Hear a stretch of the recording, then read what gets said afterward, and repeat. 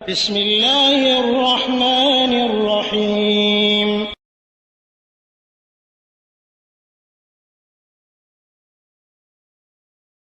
ওয়ালাইকুম আসসালাম রহমতুল্লাহ ওবরকাতুহ। সম্মানিত দিনী ভাই শাহেদ, আপনি প্রশ্ন করেছেন যে অনেকে মাগরিব এবং আসরের মাঝামাঝি অংশে দোয়া করে থাকেন, দোয়ার গুরুত্ব দিয়ে থাকেন এবং বলে থাকেন যে এ সময় দোয়া কবুল হয়। তবে আপনার জানা মতে আপনি বলেছেন যে দোয়া কবুলের বিষয়ে জুমার দিনে এসেছে দুটি অভিমত, দুটি বিষয়। একটি হলো মেম্বারের খতিব সাহেবের মেম্বারে বসা থেকে নিয়ে সালাত কমপ্লিট করা পর্যন্ত, এটা মুসলিম শরীফে হাদিসে এসেছে। তবে আবু বুরদার মওকুফ বর্ণনা বলা হয়েছে, এটা কি প্রাধান্য দেওয়া হয়েছে, বলা হয়েছে এটা আবু বুরদার নিজস্ব ফতোয়া। আরেকটি বর্ণনা হয়েছে সুনান গ্রন্থের হাদিসে যে এই সময়টুকু মানে জুমার দিনের যে সময়টুকুতে দোয়া কবুল হয়, দোয়া প্রত্যাখ্যাত হয় না, এই সময়টুকু অল্প করে দেখানো হয়েছে এবং আসর থেকে নিয়ে মাগরিবের মাঝামাঝি টাইমে এই সময়টুকু বলা হয়েছে সুনান গ্রন্থের হাদিসে। আরও ইখতিলাফি কথা রয়েছে, তবে দুটি বিষয়ের দলিল পাওয়া যায় স্পষ্ট। পূর্বেরটি যা মুসলিম শরীফে বর্ণিত, তবে আবু বুরদার উক্তি হিসেবে সঠিক বলা হয়েছে। দ্বিতীয় অভিমতটি হলো আসর এবং মাগরিবের মাঝামাঝি টাইমে এই সময়টুকু রয়েছে।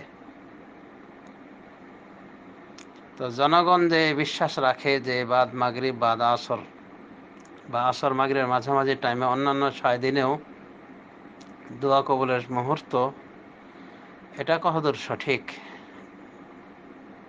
এই ছিল জানার বিষয়।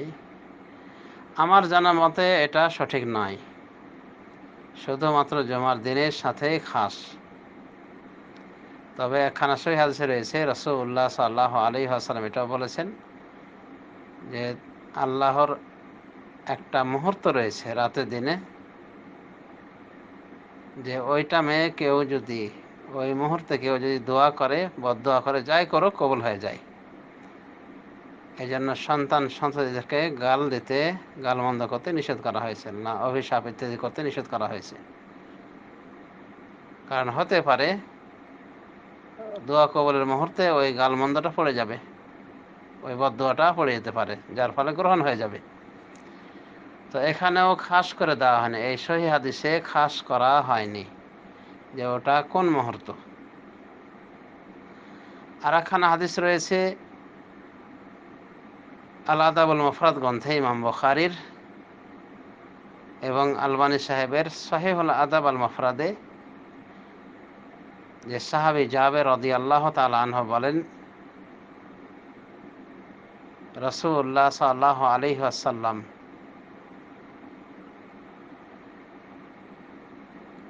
খন্দকের যুদ্ধে তিনি দোয়া করেছিলেন সোম মঙ্গল বুধ এই 3 দিন। তবে দোয়াটা কবুল হয়েছিল তৃতীয় দিনে, তথা বুধবার জোহর এবং আসর মাঝামাঝি টাইমে। হাদিসটি বর্ণনা করেন জাবের রাদিয়াল্লাহু আনহু এবং তিনি বলেন যে আমি এরপর থেকে এই সময়ে দোয়া করি। এরপর থেকে উনি এই সময়ে দোয়া করার চেষ্টা করেন রাসূলুল্লাহ সাল্লাল্লাহু আলাইহি ওয়াসাল্লামের দোয়া কবুল হওয়া দেখে। তো এটি সহিহুল আদাবুল মুফরাদে ইমাম আলবানী রহমতুল্লাহ আলাইহি হাসান বলেছেন এই দোয়াটিকে। এখান থেকে জানা যায় যে জোহর আসরের মাঝামাঝি টাইম এবং সেটা বুধবার। তবে অন্যান্য উলামায়ে দ্বীনের আপত্তি রয়েছে এই হাদিসের সনদকে নিয়ে।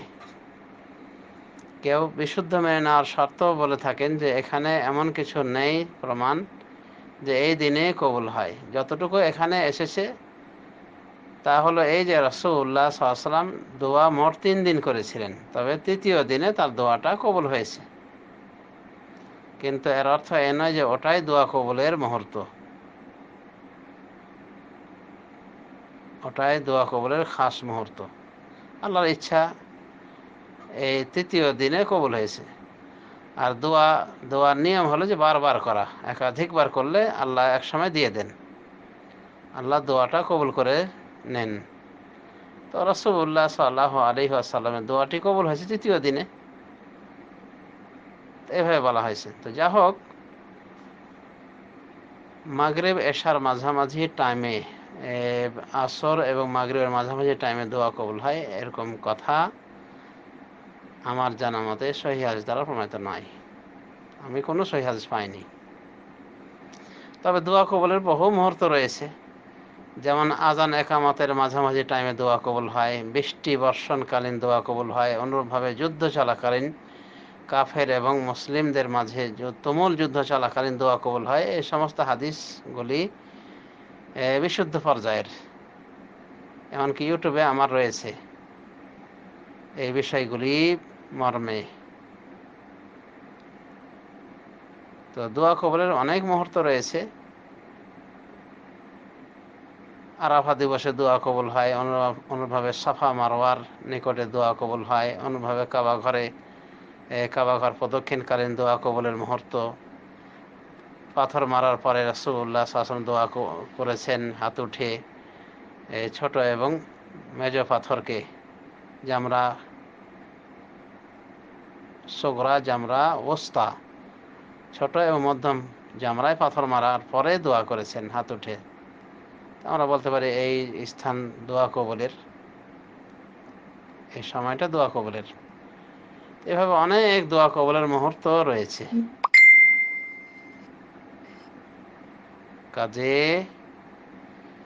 কাজে আমরা দলিল ভিত্তিক কথা বলবো, আর এ বিষয়ে আমরা কোনো দলিল পাইনি। বিশেষ করে আমার কথাই বলছি, আমি কোনো দলিল অবগত নই যে অন্যান্য দিনেও আসর এবং মাগরিবের মাঝামাঝি মুহূর্তটুকু দোয়া কবুলের মুহূর্ত। আশা করি প্রশ্নের উত্তর ক্লিয়ার হয়েছে এতক্ষণ। হাযা ওয়া সাল্লাল্লাহু আলা নবিয়িনা মুহাম্মদ ওয়া আলা আলিহি ওয়া সাহবিহি আজমাইন।